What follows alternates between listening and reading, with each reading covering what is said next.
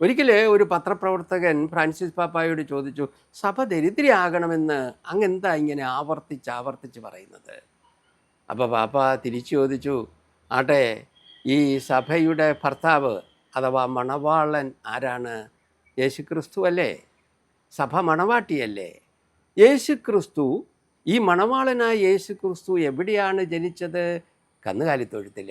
എവിടെയാണ് മരിച്ചത്? മരക്കുരിശിൽ, അതും നഗ്നനായിട്ട്.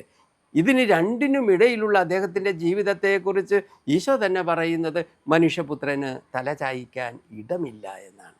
അങ്ങനെ ജനനത്തിലും മരണത്തിലും അതിനിടയ്ക്കുള്ള ജീവിതത്തിലും പരിപൂർണ ദരിദ്രനായിരുന്നവൻ്റെ ഭാര്യയ്ക്ക് ഭർത്താവിനേക്കാൾ സമ്പന്നയാകാൻ പറ്റുമോ?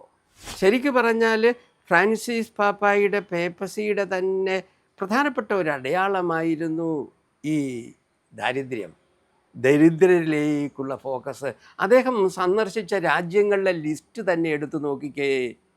സാധാരണഗതിയിൽ മാർപ്പാപ്പമാർ സന്ദർശിക്കാത്ത ദരിദ്ര രാജ്യങ്ങൾ, പല രീതിയിൽ പെരിഫറിയിൽ കഴിയുന്ന രാജ്യങ്ങളിലേക്ക് തന്നെയല്ലേ പോയത്.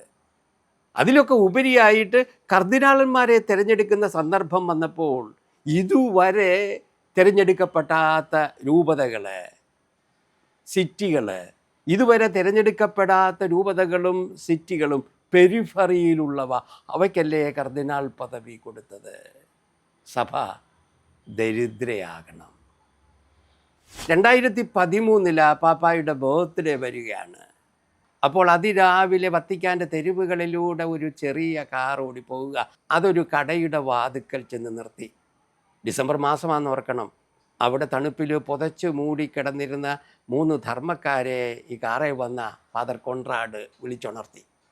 അവരാദ്യം തട്ടി വിളിച്ചിട്ട് കൈ തട്ടി മാറ്റി. പിന്നെയും പുതച്ചിരുന്ന ചാക്ക് മാറ്റി തട്ടിയപ്പോൾ ഒരുത്തൻ കണ്ണു തുറന്ന് നോക്കിയിട്ട് പറഞ്ഞു, എടാ എഴുന്നേക്ക്, നമ്മുടെ കോൺറാഡച്ചനാ.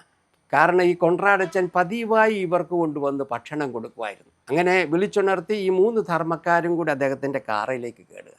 ഒരുത്തനൊരു വളർത്തുപട്ടി ഉണ്ടായിരുന്നു. അങ്ങനെ അവൻ്റെ വളർത്തുപട്ടി 4 പേരുമായിട്ട് ഈ പാട്ടവണ്ടി ഓടിച്ചെന്ന് നിൽക്കുന്നത് സാന്ത മാർത്തായുടെ വാതിക്കലാണ്.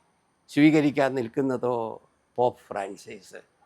അകത്തേക്ക് കൊണ്ടുപോയി കാപ്പി കുടിക്കാൻ ഇരുത്തുക. കാപ്പി കുടിച്ചുകൊണ്ടിരുന്നപ്പോഴാണ് ഈ ധർമ്മക്കാരിൽ ഒരുത്തൻ പറയുന്നത്, എടാ, നമ്മൾ ധർമ്മക്കാരായത് ശരിക്കും പറഞ്ഞാൽ ഭാഗ്യമാണ്. അല്ലെങ്കിൽ പാപ്പായുടെ ബർത്ത്ഡേക്ക് പങ്കെടുക്കാൻ നമുക്ക് പറ്റുമോ? സഭ ദരിദ്രയാകണം.